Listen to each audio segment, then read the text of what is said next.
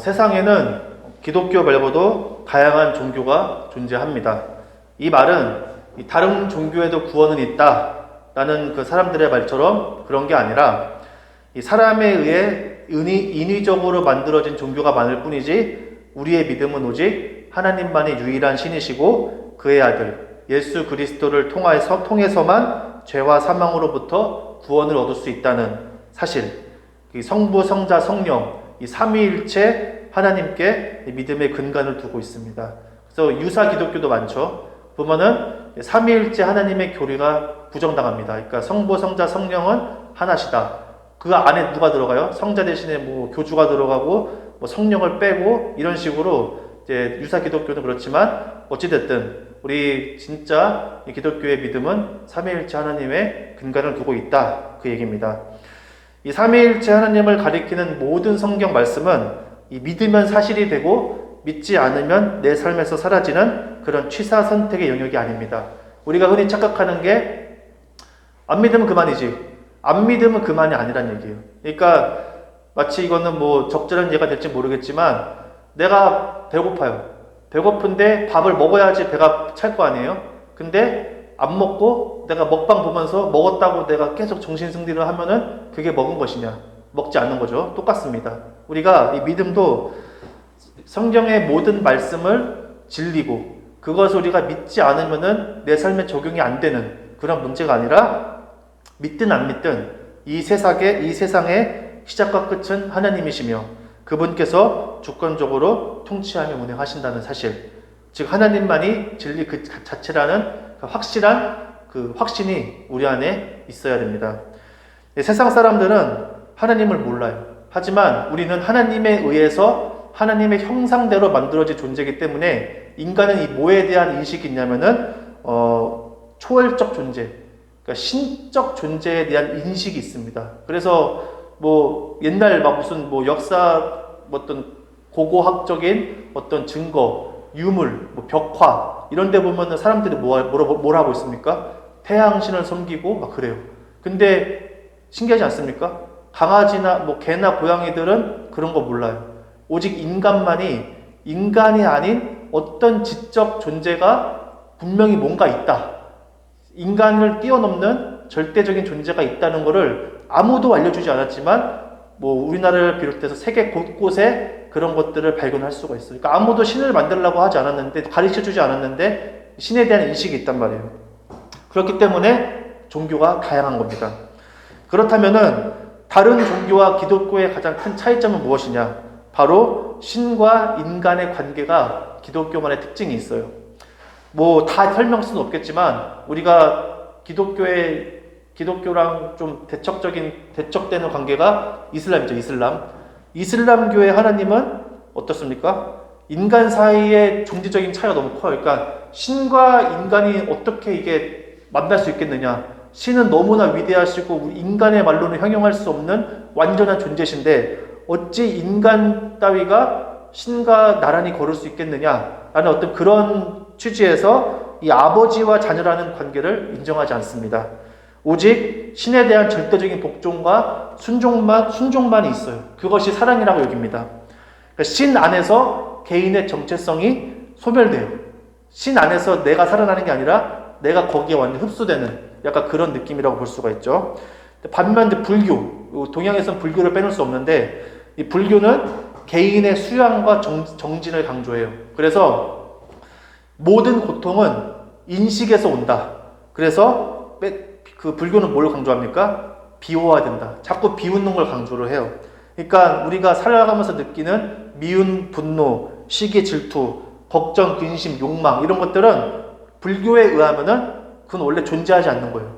없는 건데 다 누가 만들어 놓은 거예요? 내가 만든 거, 내가 만들어 놓은 거예요. 그래서 예를 들어서 어떤 사건으로 인해서 누군가를 미워하는 마음이 생겼어요. 그러면은 어떻게 해야 됩니까? 수양을 통해서 내가 미움을 만들어내지 않을 수 있다고 보는 게 불교의 핵심이에요. 그래서 고통을 주는 걸 안 만들기 위해 부단히 애를 씁니다. 스님들이 왜 산에 갑니까? 그런 어떤 인간의 희노애락, 애호욕으로부터 최대한 자유롭기 위해서 사람 최대한 안 만나고 눈에 최대한 안 보고 마음의 어떤 요동을 안 느끼고 수행을 해야 되기 때문에 그렇게 하는 거예요. 제가 이 종교학을 깊이 공부하지 않아서 잘 모르겠지만 이 종교의 보편적인 특징을 보면은 이 절대적인 신에 대한 충성이 있고, 그리고 나 자신을 수양하여 내면을 갈고 닦는 것에서 크게 벗어나지 않습니다. 즉 나를 신적 존재와 이 가르침에 내던지는 거라 볼 수가 있는데, 그 과정은 이 외로움과의 싸움 그 자체라는 걸 우리가 살펴볼 필요가 있어요. 왜냐하면 충성과 순종과 복종을 요구하고 여러 가르침을 만든 그 존재가 당장 내 옆에 있어요, 없어요? 내 옆에 없기 때문입니다. 나 혼자만의 외로운 싸움이에요. 그 와중에 기독교만이 가지고 있는 가장 큰 특징이 있습니다. 바로 인간을 향한 하나님의 사랑이에요. 하나님은 예수 그리스도, 하나님 본질은 하나님이시죠. 하나님 자신을 통하여 우리로 하여금 하나님을 아버지라고 부를 수 있는 길을 본인이 직접 만드셨습니다. 그 객관적인 증거가 있어요. 그러니까 그 이슬람에서의 알라, 이슬람교에서 말하는 하나님은 사랑이라고 그들도 얘기를 해요. 하지만 증거가 없습니다. 왜 하나님의 사랑이신지 증거가 없는 반면 기독교는 그 객관적인 증거로서 뭐가 있습니까? 직접 육신으로 이 땅에 오셔서 우리 죄를 대신하여 죽음으로써 사랑의 정점을 보여주셨다라는 거예요. 특히 마태복음 28장 20절에 뭐라고 하냐면 내가 너희에게 분부한 모든 것을 가르쳐 지키게 하라. 보십시오. 우리 인간에게 명령하잖아요. 내 말을 지켜라. 근데 거기서 끝나는 게 아니라 뭐라고 합니까? 내가 세상 끝날까지 너희와 항상 함께 있으리라 하시니라 라고 예수님께서 마지막으로 말씀을 하시고 하늘로 올라가셨어요. 그런 것처럼 하나님의 말씀을 기준으로 살 것을 명령하시는 것에 끝나지 않고 믿음의 길을 가는 데 있어서 너희와 항상 함께 있을 것을 약속을 하십니다. 이 놀라운 약속에도 불구하고 우리는 마치 여타 다른 종교들처럼 신이 함께 하시지 않는 것처럼 살아가는 건 아닌지 그 부분에 대해 한번 생각해 보고자 합니다. 제가 이 페이스북에 페이스북에 팔로우를 한 좀 목사님 몇 분이 계시는데, 한 분은 신학자이자 목회자이세요. 식견이 깊은 목사님께서 공부를 많이 하신 사람이에요. 독일 가서 독일 유학도 가고 한마디로 이제 엘리트 목회자인데, 그분이 올린 거를 봤는데 내용은 이렇습니다. 복음이 이 세상과 너무 동떨어져 있다. 신의 존재가 당연한 중세 시대에서는 죄와 사망으로 고통받는 인간의 비참함을 경험하고 그와 동시에 구원의 은혜에 감격하는 것이 가능한 시대였다면은 지금은 신의 존재가 필요 없는 시대이므로 쉽게 말하면 이 복음이 크게 와닿지 않는다는 얘기예요. 그러니까 옛날에는 예를 들어서 천둥 번개가 치면은 그걸 뭐라고 했어요? 신의 분노다, 신의 어떤 사인이다 라고 하지만 지금은 뭐예요? 다 과학적으로 기상학적으로 설명이 되잖아요. 그런 것처럼 시대가 달라서 복음이 통하지 않는데요. 근데 이 목사님께서 이런 글을 올린 이유는 뭐냐면은 이분이 설교를 얼마나 잘 하시겠어요. 공부를 많이 했기 때문에 설교 원고에 빈틈이 없고 논리적으로도 아주 완벽하겠죠. 거의 완벽에 가깝겠죠. 왜냐면은 교수기도 하고 방송에도 나오고 하시는 분이기 때문에. 근데 이런 분이 이렇게 정성을 다해 설교 원고를 준비해서 강단에서 말씀을 전하는데, 이분이 느끼는 게 뭐냐면은 이 사람들 마음속에 들어가지 않는 답답함. 그러니까 뭔가 자기는 열심히 하는데 이 청중이 꽉 막힌 어떤 답답함을 느끼는 거예요, 계속. 그래서 이분이 내리는 결론이 뭐냐? 세상의 복음을 전하는 방식, 언어를 한번 고민해 봐야 된다는 얘기예요. 그러니까 복음이 좋은 건 맞죠. 근데 이거를 이제 안 되는 거예요, 잘. 해결 방법을 찾지를 못했어요, 결국에는.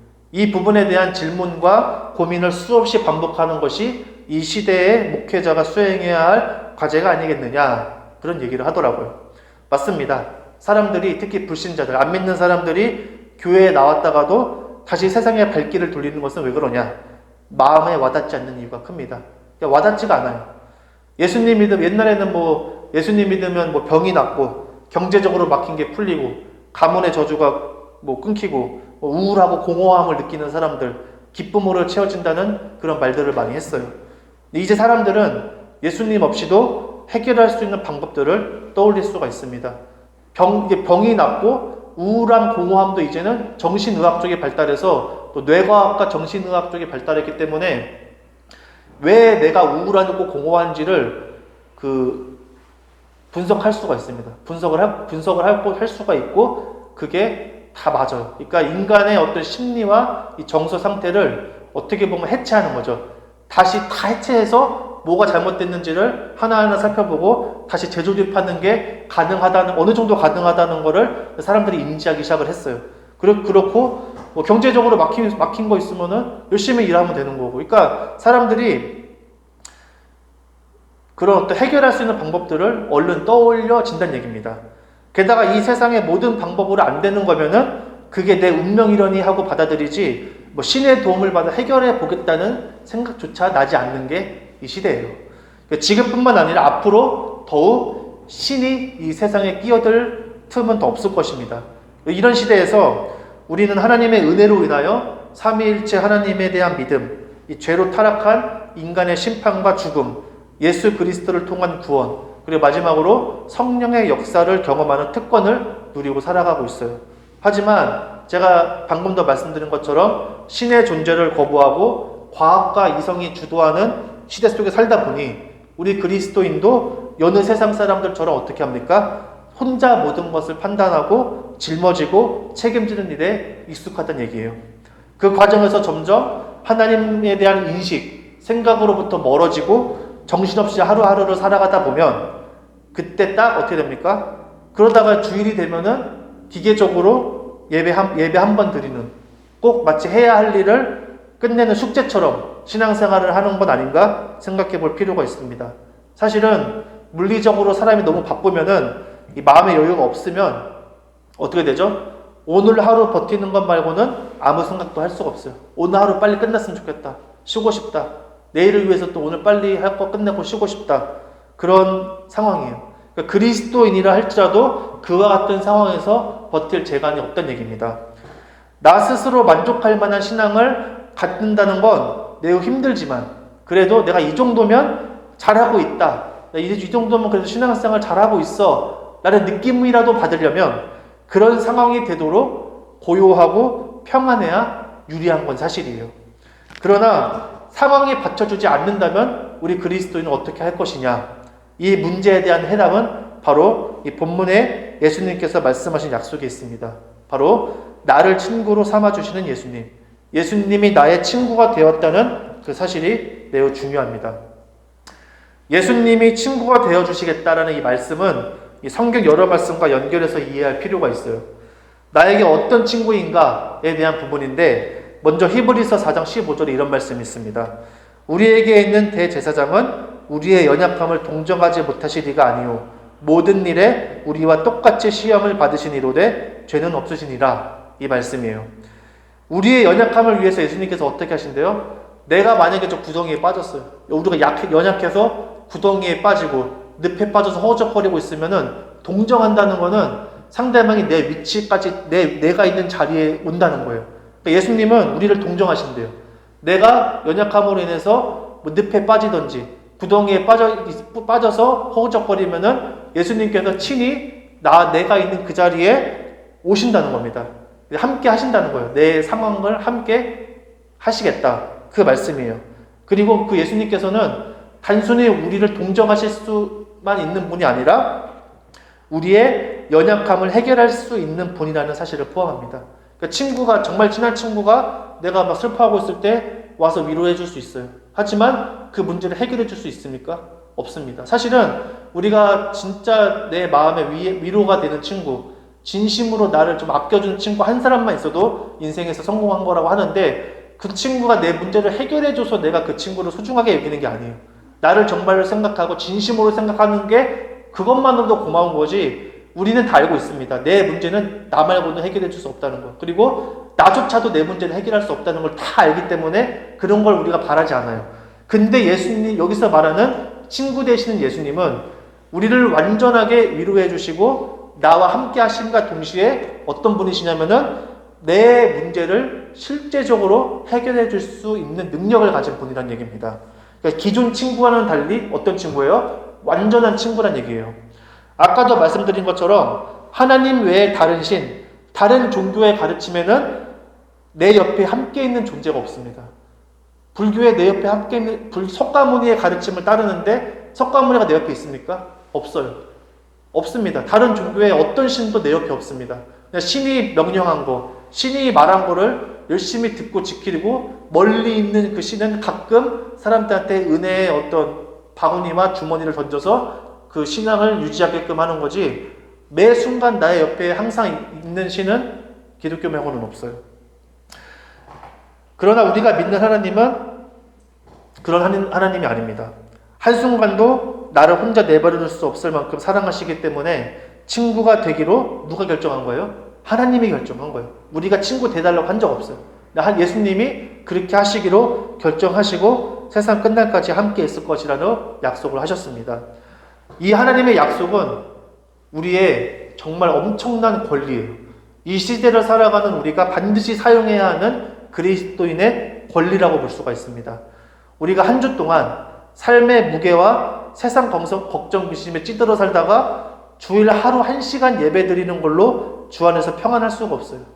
그렇게 되면 어떻게 됩니까? 계속 그런 생활을 하게 되면 진정한 신앙이 무엇인지도 모르고 사는, 그걸 모르고 사는 게 뭐예요? 그게 비참한 거예요. 그게 비참한 그리스도인이 될 수 있다는 얘기입니다. 그래서 우리 한국교회가 막 매일 새벽기도, 뭐 수요 예배, 금요 예배, 요즘은 그런 거면 안 되지만 왜 그랬겠어요? 왜 그랬을까? 어떤 사람들은 뭐 성도들을 붙잡아 놓으려고 했겠다. 그건 변질된 거고, 우리의 선조들이 그렇게 한 이유가 뭐냐? 바로 이겁니다. 예수님을 잊지 않으려고 발버둥을 친 거예요. 너무 삶이 고단하고 힘드니까 세상에 이대로 가다가 세상에 떠밀려 가는 거예요, 그냥. 그러니까 마음을 지키기 위해서 어떻게든 몸부림을 친 거예요. 그들이 뭐 얼마나 배웠겠어요, 옛날 사람들이. 그냥 무식하게 한 거예요, 그냥 그렇게. 근데 그게 이제 변질돼서 여기까지 왔지만 초창기의 정신은 순수함을 지키기 위해 예수님과 나의 친구 관계를 계속 유지하려고 노력하다 보니 그렇게 된 거지, 뭐 교회를 막 어떻게 해보겠다, 어떤 개인의 어떤 욕망을 위해서 그런 게 아니란 얘기입니다. 하지만 이 그리스도인이 비참하다는 게 말이 됩니까? 우리는 비참함이라는 것과 완전 거리가 먼 사람들이에요. 그런 일이 일어나는 게 불가능하는 게 맞지만 그렇게 될 수밖에 없는 이유는 단 하나입니다. 뭐냐? 바로 그리스도인의 권리, 특권을 사용하지 않으면 그렇게 되는 거예요. 그 특권은 나의 친구 되시는 예수님, 예수님이 나의 친구가 된다는 그 특권을 사용하지 않으면 우리는 언제든지 비참한 그리스도인이라는 그 수식어를 경험하게 된다는 얘기입니다. 권리와 의무가 있죠. 권리는 개인을 보호하기 위해 만들어진 거예요. 마찬가지로 예수님이 나의 친구가 되어 주시겠다고 세상 끝날까지 함께 있을 것이라고 약속하셨음에도 그 권리를 사용하지 않는다는 건 뭐냐? 이 시대의 풍조에 떠밀려 하만 하나님과 그분의 말씀을 잊어버리고 사는 그리스도인이 되겠습니다 라고 선언하는 것과 같다는 얘기예요. 그렇기 때문에 우리는 예수님이 나의 친구라는 사실에 주목하여서 그분과 함께 사는 법을 배워야 하고, 그것이 곧 주님과 동행하는 삶, 주 안에서 평안을 누리며 담대하게 믿음의 길을 가는 방법임을 말씀드리고 싶습니다. 예수님을 나의 친구로 삼고 삶을 살아간다는 건 뭐냐?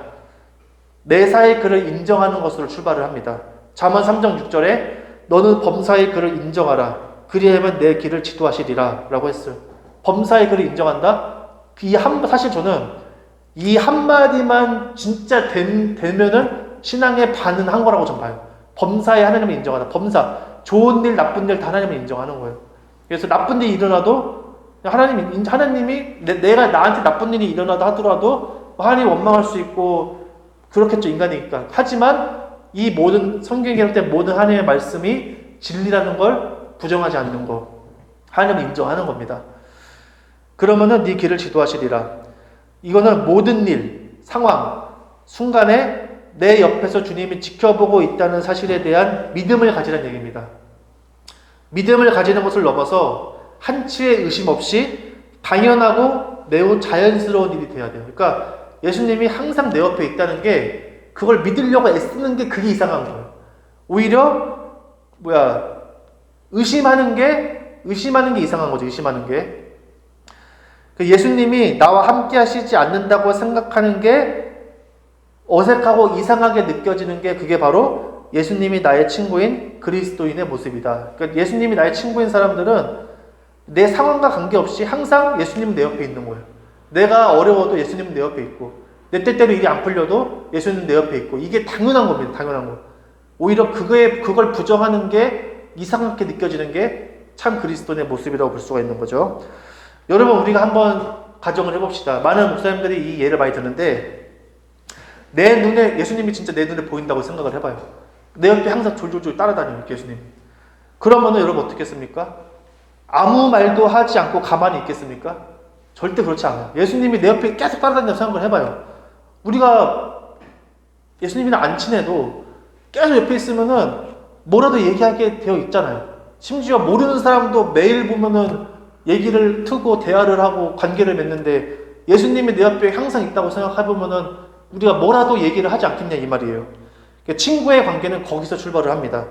친구인 예수님을 뭘로 인식을 해요?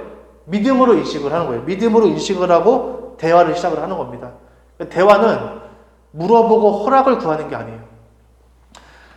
우리가 이런 말도 하잖아요. 매사에 주님께 물어보고 결정한다. 기도해보고 결정한다. 그것도 맞는 얘기지만 예수님과의 대화 속에 뭐가 모두 포함된 거예요? 주님께 여쭤보고 결정하겠다는 것도 포함이 된 겁니다. 생각해 보십시오. 예수님과 늘 대화하는데 어떻게 예수님의 결정을 거스르고 내 뜻대로 하겠어요? 말이 안 되잖아요. 그러니까 대화를 한다는 거는 이미 그것도 포함이 된 거예요.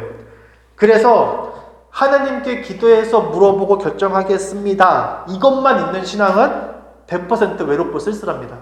쓸쓸할 수밖에 없어요. 왜요?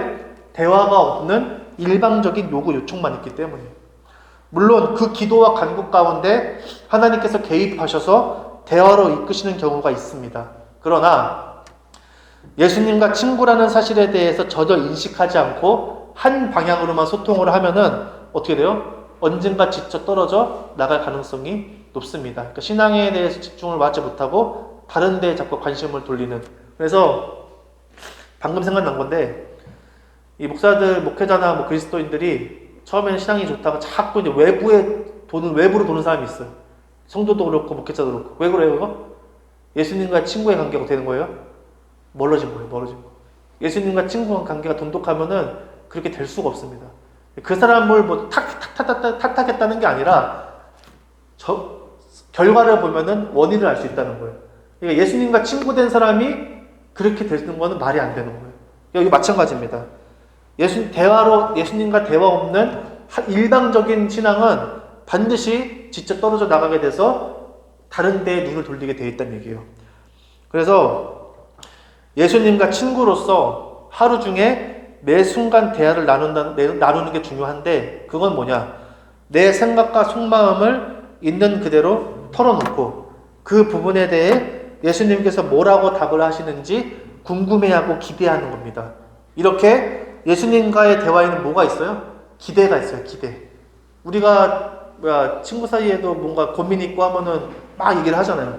그게 뭐 그냥 아무런 기대 없이 얘기를 합니까? 뭐 대화를 통해서 내가 어떤 해결책을 찾을 수도 있는 거고, 내 마음이 좀 이렇게 해소가 되고, 어떤 일말의 기대가 있기 때문에 친구랑 관계가 유지가 되는 것처럼 예수님과의 친구 관계도 마찬가지. 우리가 예수님과 대화를 하면서 내 마음을 터놓고 다 궁금한 거 있으면 물어보고 허심탄회하게 막 쏟아내기도 하지만 그 대화 속에 뭐가 있냐? 기대가 있어요. 기대. 예수님이 어떻게 말씀하실까? 라에 대한 기대가 있다는 얘기예요. 쌍방향 소통이기 때문에 외롭거나 쓸쓸함을 느끼지 않습니다. 힘들어도 내 삶은 힘들지만 함께하는 동방자가 있기 때문에 갈 수가 있는 거예요. 예수님과의 친구 관계는 이 허락과 결제를 받는 그런 개념, 직장 상사와 부하 관계 이런 게 아니라고. 예수님이 그런 걸 원하시겠습니까? 절대 그렇지가 않아요. 동반자의 개념으로 인식하는 게 매우 중요합니다. 그러나 아까 제가 말씀드렸죠. 인간은 신에 대해서 이 두려움을 느끼기 때문에 그게 잘 안 돼요. 안 되니까 예수님이 말씀하신 거예요. 내가 너의 친구가 되어주겠다고. 근데 심지어 그리스도인들조차 예수님을 친구라고 얘기하면은 내가 뭔가 무례를 범하는 것 같고 신성모독하는 것처럼 느껴지는 어떤 그런 느낌을 받아서 그런지 그게 잘 안 되지만 성경은 그렇게 얘기하지 않습니다. 하지만 그 동반자는 나와 같지 않아요. 나와 같지 않고 완전한 사랑 그 자체입니다. 인격적인 교제가 가능한 주님은 어떤 분이에요? 신이자 사람. 이거를 전문용어로 신인, 그러니까 신이면서 사람이다. 그렇게 표현하는데, 신이면서 사람인 그분께 우리가 의지하고 의탁할 수가 있는 거예요. 신이지만 본질은 신이에요. 근데 사람으로 이 땅에 왔기 때문에 우리의 형편을 알아요. 인간이 느끼는 감정, 삶을 살아가면서 느끼는 고통, 그런 것들을 예수님이 아신단 말이에요. 근데 그 예수님은 누구예요? 신이에요. 그러니까 완전한 동반자가 될 수 있다는 얘기입니다. 나와 동등한 위치에 예수님께서 함께 서 계시지만 그분은 누구예요? 죄가 없는 사람, 하나님이시라는 게 핵심입니다. 신이 인간을 향해 먼저 손을 내밀고 내 옆에 스스로 오신 거예요. 그렇기에 사랑의 하나님이시고 예수님은 우리의 친구라는 건 이런 개념입니다. 사탄이 안 좋아요. 안 좋아. 절대 안 좋아합니다. 예수님은 항상 예수님은 뱉은 말은 반드시 지켜요. 우리의 친구가 되려 주시겠다고 했기 때문에 결정은 누가 하면 돼요? 나에게 달렸어요. 내가 예수님을 친구로 영접하면 받아들이면 친구가 되는 거예요. 근데 사탄 마귀는 그렇게 가만히 안 냅둡니다. 그러니까 지금 저도 보면은 예수님이 신앙생활을 하는 데 있어서 많은 도움을 약속했어요. 어렵지 않게. 누구나 마음만 믿음으로 예수님의 말씀을 받아들이기만 하면은 신앙생활이 뭐 힘들 때도 있지만 다 넘어갈 수 있게 다 장치를 해놨어요. 근데 그거를 인간이 사용을 못합니다. 사용을.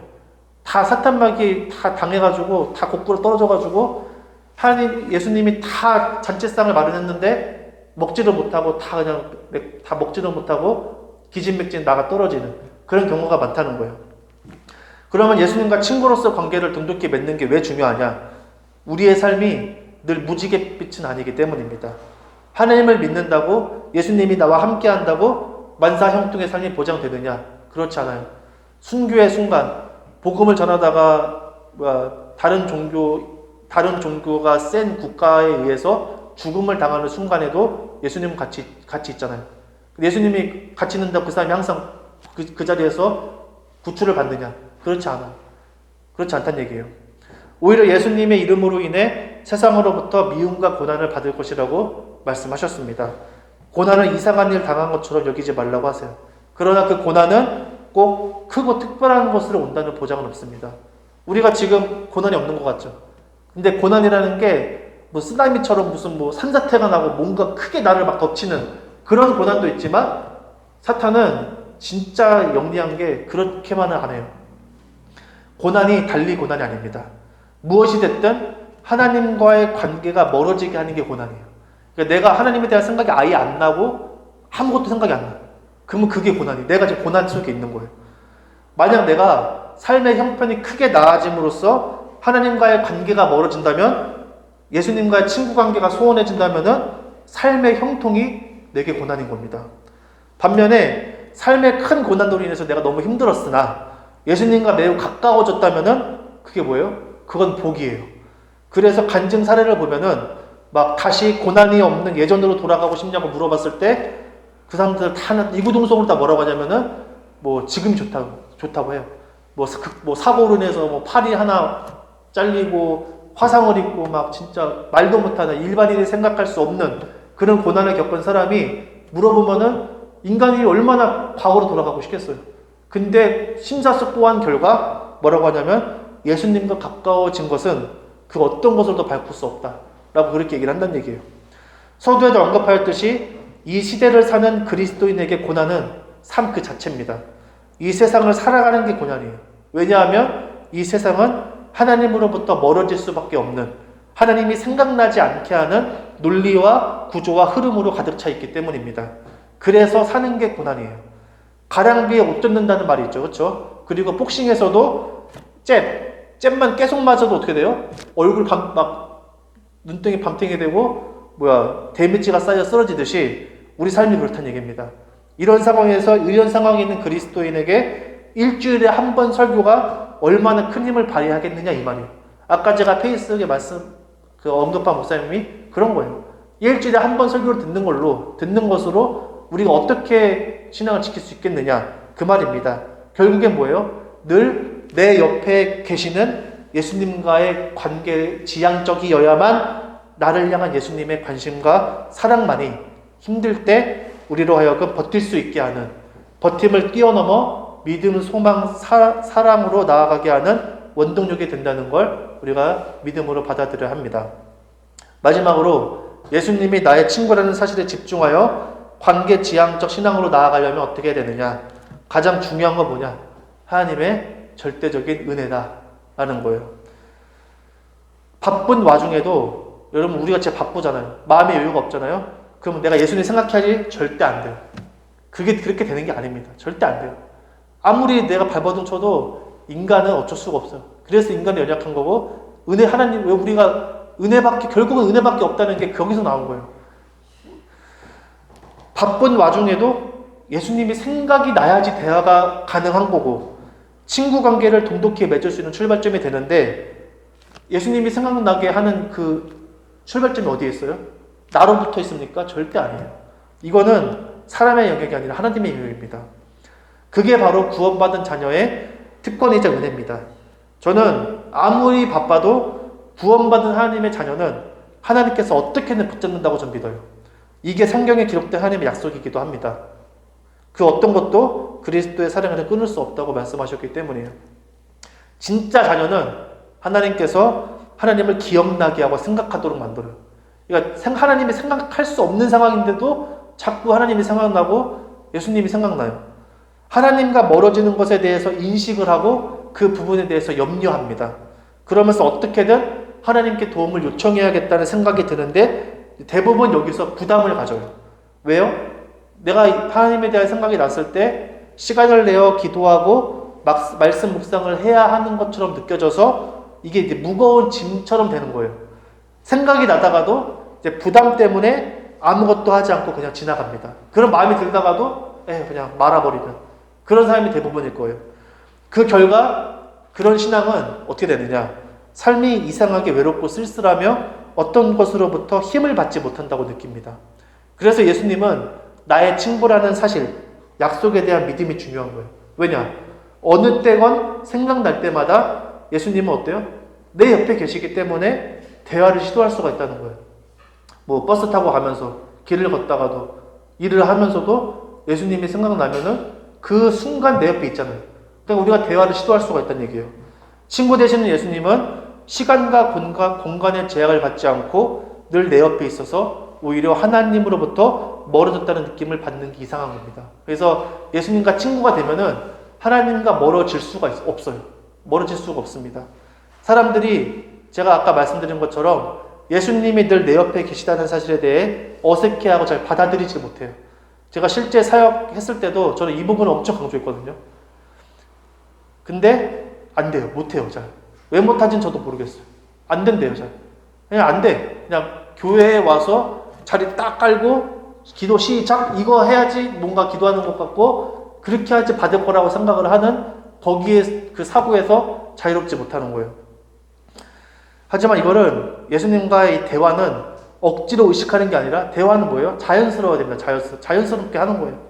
예수님 저 오늘 이렇게 오늘 하루 시작하는데 그냥 아무것도 하기 싫네요. 끝. 오늘 하루 그것밖에 내가 예수님한테 말한 게 없어요. 근데 거기서 시작하는 거예요. 근데 이거를 되게 이게 과연 될까? 이게 뭐지? 하면서 그렇게 하는 사람이 없다는 얘기예요. 근데 그게 바로 대화의 출발입니다. 그래서 이거를 하다 보면 어떻게 되느냐? 이제 거기서 이걸 하다 보면은 힘이 생겨서 이제 거기서부터 말씀과 기도에 깊은 시간을 가질 수 있는 거예요. 천리길도 한 걸음부터. 한 걸음이 바로 여기 있다는 얘기입니다. 그러니까 친구로서의 인식과 꾸준한 대화가 첫 걸음입니다. 남녀노소 상관없이 믿는 자녀라면 누구나 친구 되시는 예수님과 늘 동행하는 게 중요하다. 특히 어리면 어릴수록 좋습니다. 우리 태빈이, 성빈이, 원빈이가 그런 예수님과의 대화를 했으면 좋겠어요. 자기 전이라 아무 때나. 저는 어렸을 때부터 했어요.